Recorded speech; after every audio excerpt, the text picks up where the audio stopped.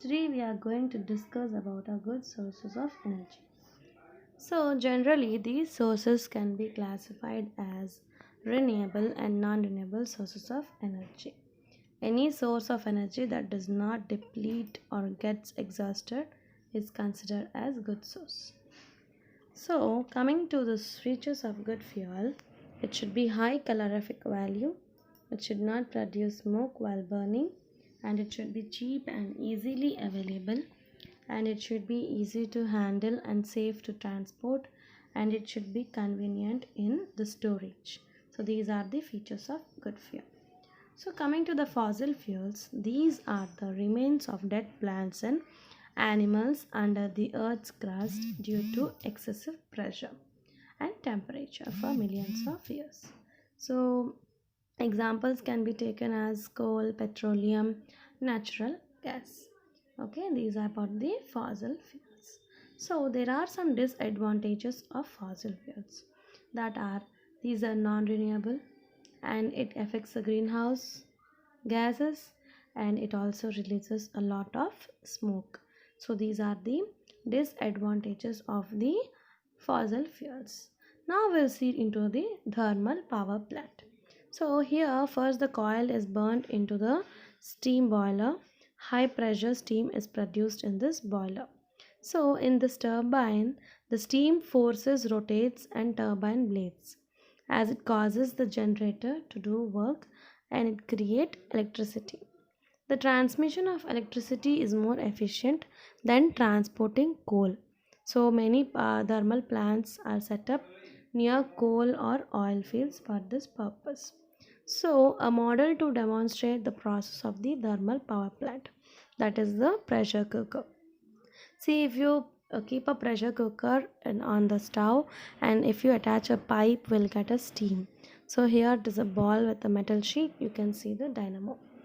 So hydropower plants. So it is the electricity generated using the energy of falling and running water. It is a conventional source of energy. So you all know that these dams are made to collect the water in large amount. So water is turned over and it produces electricity. So here this is the electron hydroelectric dam given in the above figure, how it is working. Yeah, these are some advantages of the hydropower plant.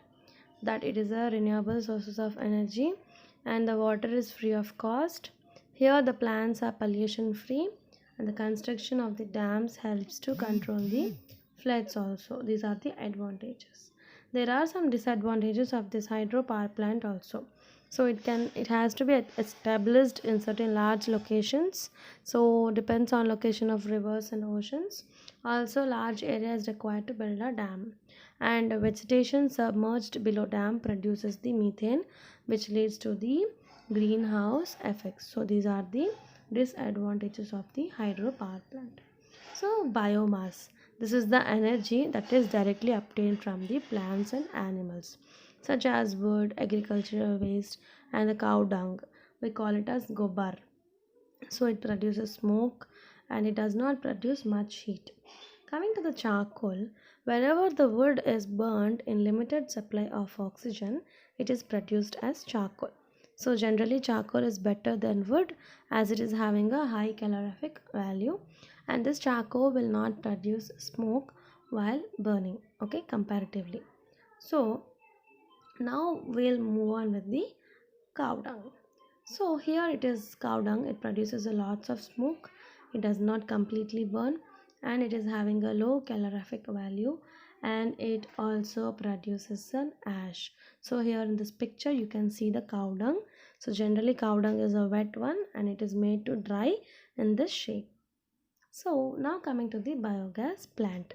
It is a dome-like structure built with bricks where cow dung and other wastes are mixed with water to form a slurry and put into a digester.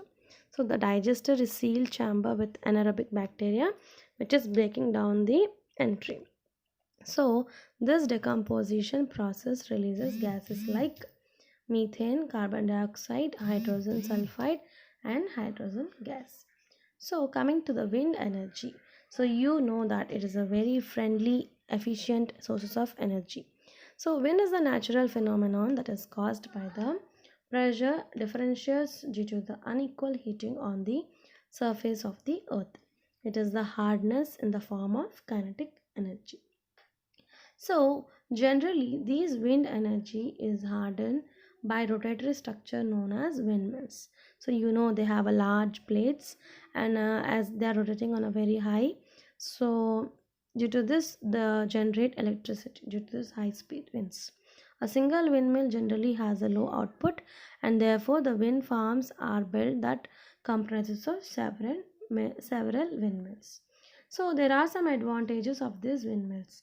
These are eco-friendly, these are efficient also, and renewable sources with no recurring cost.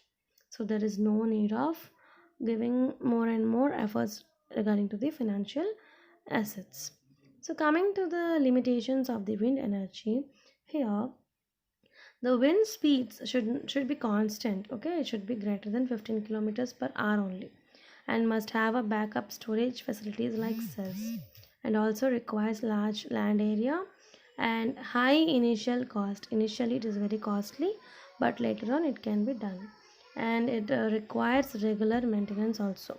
So everyone should take care of this wind energy limitations. There are some limitations to be taken care. So coming to this non-conventional or alternate sources of energy, that is solar energy. So we all know that sun is the main source of energy for all the living beings on this earth. Sun has an endless reservoir of energy which would be also available for all. So examples of solar energies are solar cooker, solar panels. In next class we'll discuss about solar cooker.